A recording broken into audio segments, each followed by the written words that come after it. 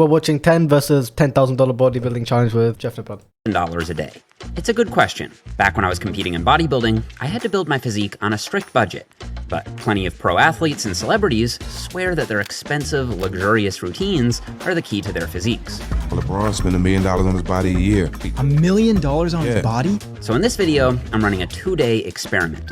On Monday, I'll have just $10 for the entire day to cover all my meals and training costs. On that day, I'll be putting my best low-cost fitness tips to use. Then on Tuesday, I'll have $10,000 to spend on the most luxurious fitness protocols money can buy. On that day, I'll be hiring my own Michelin-trained celebrity chef, a world-class hypertrophy coach, and trying some experimental recovery techniques. And by the end of the video, you'll know exactly what's worth spending your money on and what isn't. Okay, so for my $10 budget day, I'm having 4 meals, and I want each meal to cost around $2. For my breakfast, I'm doing— That's crazy, by the way. That's so cheap. That's just gonna be absolute peasant food, basically. a low-cost, anabolic peanut butter protein smoothie. This whole thing only cost me $1.50, and it has some really solid macros with 48 grams of protein. The reason it's so cheap is that milk and whey protein are some of the cheapest sources of high-quality protein. Yeah, because you're getting rid of the part that people actually want, which is the fat, because that's where all the actual nutrition is. But it's fine. The skim milk is actually pretty good. The whey protein is just a part of protein. It's just better off just having milk, just regular milk, full-fat milk. And then he had a peanut butter, which is for the taste, but peanut butter is fat, which is never going to be used as well as animal fat. So instead of peanut butter, just use regular butter. That would be a way better milkshake. And again, better butter is found in milk, so it would just be milk. Milk is the best drink. Prep for this day, I went to Walmart and made a list of high-protein foods ranked from cheapest to most expensive. So the Lentils are not high protein. cheapest source of protein I could find is actually lentils. You can get 40 grams of protein from lentils for just 66 cents. Why? Because it says on the package. Who knows if that protein actually goes to your muscles, though. The only real protein that will go to your muscles is muscles. If you eat the muscle of an animal, so like a steak, chicken breast, whatever, that will go to your muscles because it's the muscle of the animal. But we can't guarantee that lentils will. The second cheapest source of protein is milk. You can get 40 grams of protein from milk for just 81 cents. The third cheapest source of protein— Of course, milk is made to grow the bones and the muscles and the fat and everything from a small cow to a big cow. So yeah, it's gonna make muscles, it's gonna make bones, it's gonna make everything. is chicken breast, offering 40 grams of protein for $1.07. Protein powder comes in at the number 6 spot, but keep in mind that some of the sources on my list are a little too high in calories, so if you're cutting, I'd stick to the lower calorie sources highlighted in green. I made another list for carbs, and the top 3 cheapest foods were white rice, brown rice, and oats, and bananas. White rice is probably the best out of those, but for carbs, you can get a good amount of carbs with honey and fruit. Are the cheapest fruit. For healthy fats, the 2 cheapest options are sunflower seeds and peanut butter. Most nuts are pretty affordable too. So now it should make sense why I picked milk, peanut butter, whey protein, a banana, and some oats for our low-cost anabolic peanut butter protein smoothie. And since this cost $1.50, that leaves us with $8.50 left for the rest of the day. And remember, that needs to cover 3 more meals, any gym costs, and supplements.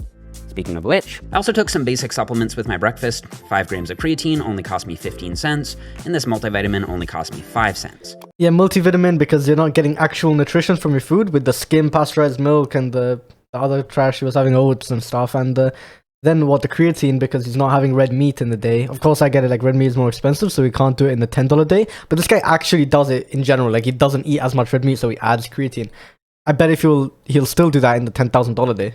Creatine is awesome because it's one of the most effective supplements, and it's also one of the cheapest supplements. If you buy creatine in bulk, you can get it super cheap. This only costs 15 effective cents. because you need red Probably meat. don't need a multivitamin as long as you eat a generally healthy diet, but I do still take one just to make sure I'm covered.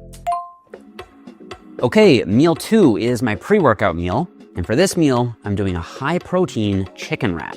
It's easy to prep the chicken in bulk. The wrap should only take you a couple minutes to put together. You can also prep it the night before and take it to work with you. Once again, I went for some of the cheapest foods on my lists. Chicken breast and brown rice with some spinach, cheese, salsa, sour cream. The spinach is for starving people, basically. That's the only people I should eat it. I mean, if you don't have this and you do have this, it's basically the same. I see the exact same. And of course, 1 large whole wheat tortilla. This whole wrap cost me $2.01, and that leaves us with $6.29 left for the rest of the day. About 30 minutes before training, I'll have some kind of pre-workout caffeine. You can get a tub of a standard pre-workout supplement for about $30, which comes out to 50 cents per scoop. Yeah, because he has no nutrition, so he doesn't make energy effectively. You need vitamin A and stuff to make energy. And also, why is that red? Is that food dye or is that watermelon juice? Because if it is watermelon juice, that's good, obviously. Or you can have a cup of coffee for about 25 cents per serving, so about half the price. A new study found that caffeine on its own was just as effective as a multi-ingredient pre-workout supplement. That means if you're on a budget, simple coffee might be your best option. Caffeine tablets are also super cheap. Each pill only costs about 5 cents. So before my workout today, why do you want to take a pill, man? Why are you sick? You don't need to take a pill if you're living well. You don't. No one needs pills. This cup of coffee. For training on a budget, there are gyms in the US and Canada that only cost $10 per month or 33 cents per day. In the US, you have Planet Fitness, Crunch Fitness, and 24-Hour Fitness. In Canada, you have Fit for Less and Planet Fitness. You could also work out effectively from home. A set of workout bands costs $40 and a pull-up bar costs $30. So for your first year of lifting, that would mean a workout from home would cost you about 19 cents a day. I personally don't like bands quite as much as free weights or machines, but they are cheaper and can still get the job done, especially if you're a beginner. I'd personally rather train at a gym with more options though, so I'm gonna hit my leg day at a Fit for Less. If you are trying to get a quick workout in, you don't have to do a ton of sets. You can get in and out in 45 minutes. You can get a huge hypertrophy stimulus. You can get a huge hypertrophy stimulus from one set as well, because that is what it is. Hypertrophy is from intensity. It has nothing to do with volume, really. It's just intensity. If you do a set to failure, you've stimulated muscle growth. How couldn't you? Did the failure set not tell your muscles to grow or not? It has to. If not, then do more reps. But obviously you can't because you hit failure, which means that you've made it, turned on the switch for it to grow. So if you do more exercises, more sets, then what is that really going to do? Nothing really. It's already turned on. 1 or 2 exercises per muscle. Do 1 or 2 sets for each of those exercises. Push those sets all the way to failure. Yeah. And you can get an amazing workout in a short period of time if you do that. I had a great leg workout, and I definitely don't think you need a super expensive gym membership to make amazing gains. This workout only cost me 33 cents, which means I have $5.71 left for the rest of the day. Let's go back home and get in a post-workout meal. So for my post-workout meal, I'm doing a simple turkey and veggie stir fry. And for your post-workout nutrition, you're really not in any rush. So it's totally fine if you come home and have a solid whole food meal about an hour after training. This whole meal cost me $2.83. This is my most expensive meal of the day, but also probably the most nutritious. For this meal, I just fried up some lean ground turkey and mixed frozen vegetables with soy sauce, brown rice, and an egg. You may have Okay, the turkey and the egg, yeah, is probably nutritious because those are the animal parts. Soy is just gonna lower testosterone. Everyone has always heard soy boy. Yeah, there's people that say it doesn't actually do it, but the people that argue that haven't been around for very long. Like, everyone always knew that it did, so it's just, what's the point?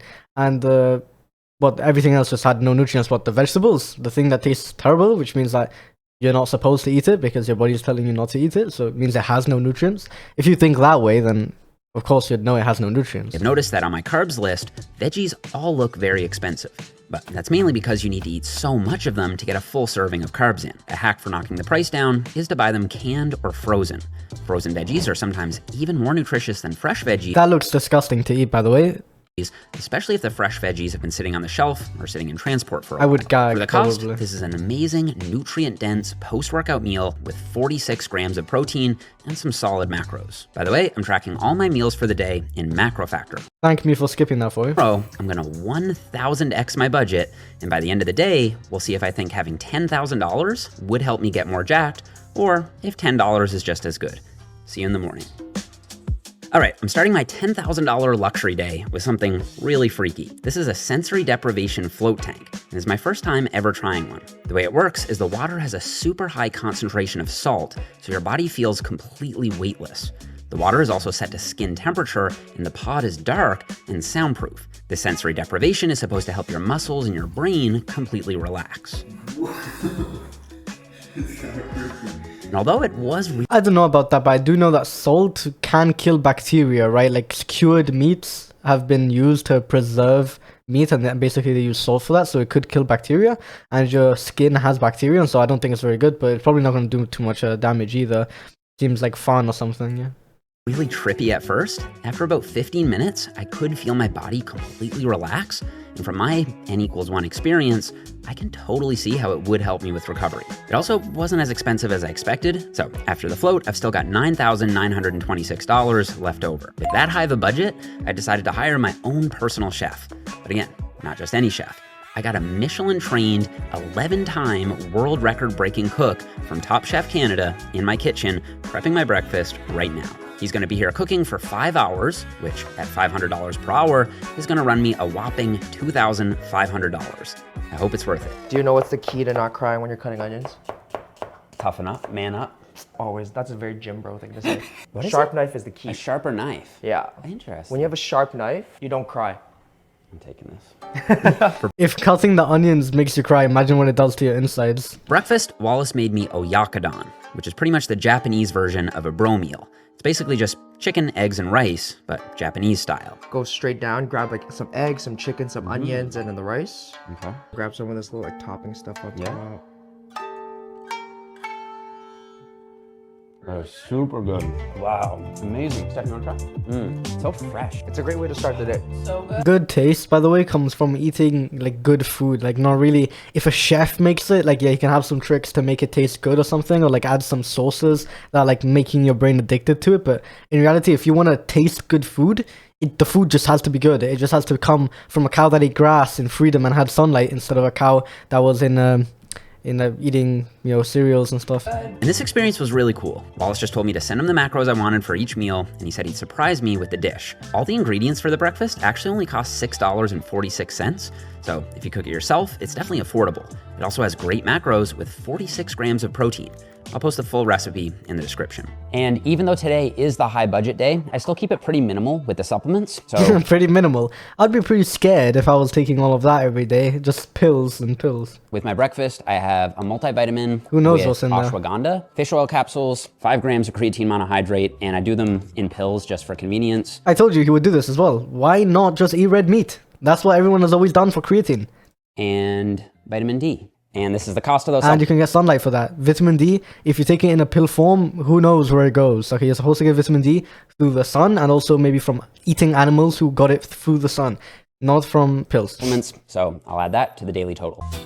For my pre-workout meal, Wallace made me an amazing seafood risotto with lobster, scallops, and shrimp with a high-protein rice, plus some truffled caviar. And the best part about it, That's probably the best meal he's had so far, because it's all basically animals. I don't know what the fuck high protein rice is. That sounds like some weird shit, but whatever. The only problem really that I would see is that seafood nowadays, like the ocean, is just so messed up, and like we've added so much stuff to it, like plastic, oil from like the boats and stuff. Man, I really hate what we've done to the ocean, because seafood I really do think is probably one of the most natural things we can eat. I can just imagine that we've always eaten a lot of seafood. enough salt in here, so you're gonna get a good pump in the gym. This was legitimately one of the best meals I've ever had. If you noticed, lobster tail was actually the most expensive protein source on my list, so all the food ingredients in this meal cost me $18.62. And as much as I wanted to, I couldn't blow the whole budget on Wallace's cooking, so I gave him a copy of the Muscle Ladder, he gave me a copy of his Guinness Book of World Records, and I told him I'd handle the last 2 meals myself. And I'll link his Instagram and YouTube in the description box. After the pre-workout meal, I've still got $7,400.93 left for the rest of the day. Now, for my pre-workout supplements, this time I figured I'd go to a local supplement shop and ask for their most expensive pre-workout. I want you to tell me what your most expensive pre-workout is. It's the Mammoth Pump. Mammoth Pump. Mammoth Pump. Okay. Turns out it's Mammoth Pump High Intensity Pre-Workout, which was $65.99, which comes out to 87 cents per scoop. This time for my back workout, I hired a personal trainer. But again, this is the $10,000 budget day, so I didn't hire just any personal trainer. This is Joe Bennett, the OG hypertrophy coach. He's trained 6-time classic Mr. Olympia champ Chris Bumstead, 7-time 212 champ Flex Lewis, 2-time 212 champ Sean Clarita, Dana Lynn Bailey, and Hollywood celebrities like Dave Bautista. And he's gonna take me through my back workout for today. What's your hourly rate? 700. Is it? Yeah. We did a 5-exercise back workout, a lat-focused cable row, pull-ups, deadlifts, a chest-supported machine row, and an incline cable pullover. And Joe gave me some cues for each movement that I honestly hadn't tried before. On the lat-focused cable row, he told me to not only think about driving my elbows down, which I already do, but also to keep them more tucked in. I found I'm able to feel my lats in a stretched position really well. Yeah. But This guy's a professional, so he probably knows more than me kind of on this, but the thing is that he probably does train bodybuilders that are on a lot of steroids, and when you do take steroids and growth hormones, and it's basically like double XP weekend. Like you can just do a bunch of volume, a bunch of sets, a bunch of exercise, and like the more you do, the more you get out of it. haven't in the shortened position very well at all. That little cue of just tucking the elbows in more helped a lot. That's nice. On the pull-ups, he helped me engage my lats better by slowing down toward the bottom in the stretch and keeping my elbows a little more tucked in. I had this tendency to really let them flare out. Just focus on making sure you might have to actively feel like you're keeping your elbows in. I can do that. Yeah. Oh yeah. Yeah. Oh man, I'm cooked. That was good. Makes it a lot harder when you tuck the elbows in, I'll tell you that. For the deadlifts, we basically did a Romanian deadlift, but made it more back-focused by allowing for a little more knee bend and then extending the range of motion until my back was parallel with the floor. It was kind of a hybrid between a standard conventional deadlift and a Romanian deadlift, and it absolutely lit my spinal erectors up. For the I don't think you have to train legs at all, and that is kind of like a leg exercise. I don't think men really need to train legs because they just don't want to train legs, and they don't want to train legs for a reason. Unless you're a big bodybuilder guy like this, then you probably don't like training legs. You don't want to because it doesn't even do anything for your physique. You're just costing nutrients, costing protein, costing calories, all for something that doesn't even make you look good. If anything, it makes you look shorter and more stubby.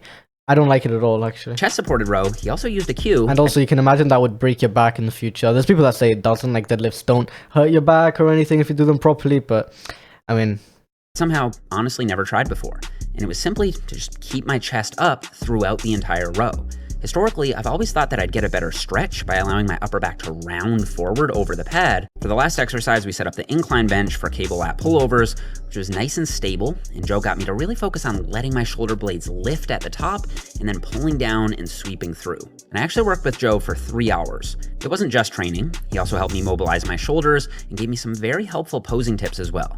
So the entire session ran me $2,100, leaving me with still $5,300.06 for the rest of the evening. Okay, for my post-workout meal, I'm just gonna order something on DoorDash. So I basically need something around 500 to 600 calories, 35 to 40 grams of protein. So what I usually get is a chicken pita. This post-workout chicken pita cost me... Again, chicken, like no red meat whatsoever.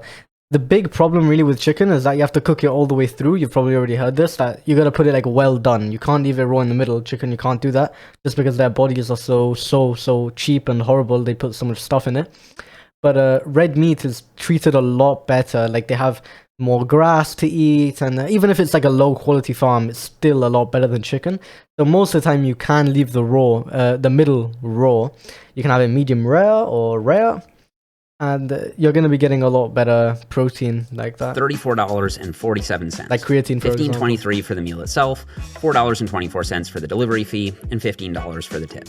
I think the main benefit of this slightly more expensive delivery meal is really just convenience. It's not like this pita is going to offer... the bread as well, it's just going to go straight to fat. Maybe a little bit gets used, like for energy, for glucose, glycogen and stuff, but really little. And like this shit here, just straight to shit, like poop, like literally like... fiber is just gonna not do anything. The green as well, it's just not gonna do anything. The chicken's gonna go to the muscles probably. For me, any better gains than the significantly cheaper post-workout meal I had yesterday. And before the last meal of the day, I figured, since I still have a lot of money left, I'd pay a visit to the most luxurious spa in the city. They did up a custom... you know what you could do with all this money? Like, you could have really good quality pasture-raised, grass-fed meat with pasture-raised eggs that haven't been fed corn and soy, and then you can eat that together in a meal. And then you can have raw milk, raw cheese. You can have glyphosate-free organic raw honey. You can have organic fruit. You could have a really good diet here. Recovery package just for me, which included deep tissue massage focusing on my back and legs, and then a facial with some facial massage techniques I've never seen before. And of course, while the spa does offer more affordable options, for the custom, top-notch, Jeff Nippard luxury package, it ran me another $1,000. After that, it was time for meal 4, and for that, I'm having this salmon meal from a local meal prep service. Salmon as well, you have to cook all the way down the middle as well, so you're not getting the raw nutrition in the middle like you would in a steak. And I think it's probably farm-raised salmon, which is really bad. Actually something I use quite often. You could get wild-caught salmon, which is a lot better. Again, like, the ocean is polluted either way, but For convenience, it's not super expensive, but it is more costly than if you were to buy the individual items in bulk and prep it yourself. So this is salmon with rice, broccoli, mushrooms, and onions, and this meal costs again, broccoli, just the cheapest, worst starvation food you could eat. Only if you were starving and had no meat whatsoever would you eat broccoli, man.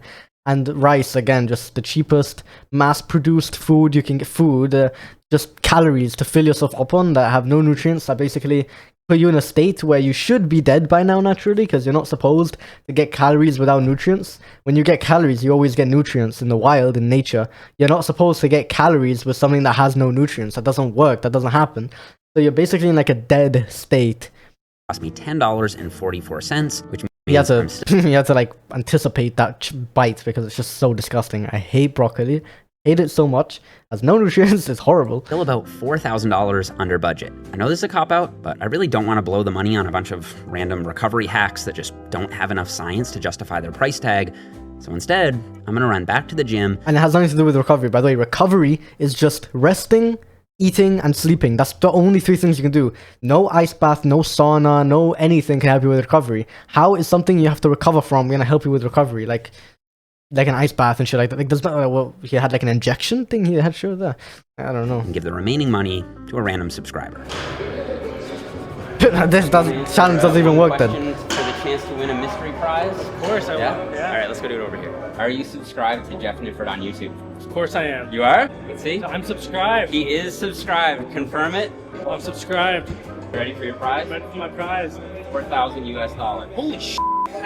You kidding me? That's what you get, bro. Thank you. Appreciate it. Of course, man. Holy sh!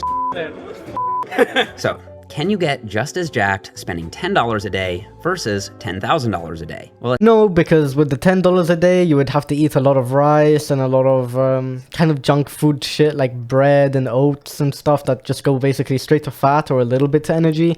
Peanut butter as well. And with the 10,000, you can eat butter, grass-fed, pasture-raised eggs, meat, everything that's good. But he didn't do it in either of those. But let's see. Having a professional chef cook my meals was awesome. I think the biggest benefit there was that my macro-friendly meals just tasted so much better, which would make the dieting process feel easier. With that said, I actually still think you'd probably make the same gains doing the budget meals as the luxury meals, assuming the macros were the same.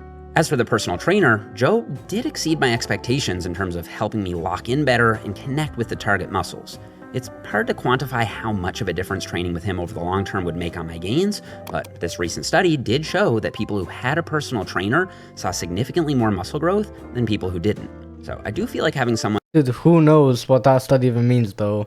If you're training hard, either way, you're gonna make muscle. Like, it has nothing to do with a personal trainer. If you're going to failure, you're turning on the muscle growth mechanism, you're gonna make muscle regardless. Obviously, it depends what you eat afterwards, but yeah, of course, people who get a personal trainer are gonna stick to it longer, so of course they're gonna get more muscle. Is that what the study just said?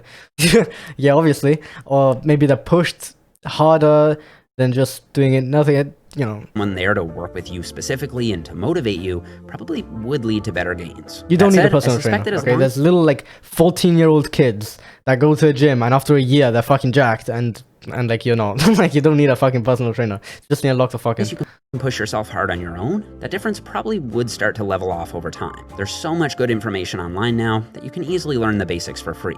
So I would say having a personal trainer is definitely a luxury, but not a necessity. The other If you recovery like- techniques definitely help me relax. Like as a and I friend. do think they can help with recovery, but I still view them as supplementary, not mandatory. Keep in mind, research shows that you can get recovery benefits at no cost by going for a walk outside, and that's free. Sleeping is also free, and probably the single best thing you can do for recovery. Training hard, training smart, and eating the right number of calories and protein for your goals are the most important things for getting fit. So I definitely think fitness is something anyone can work toward, and your approach doesn't need to be perfect to be effective. If you want to get going on whatever fitness goal you have for yourself, Alright, well, this was a good video, interesting. See you.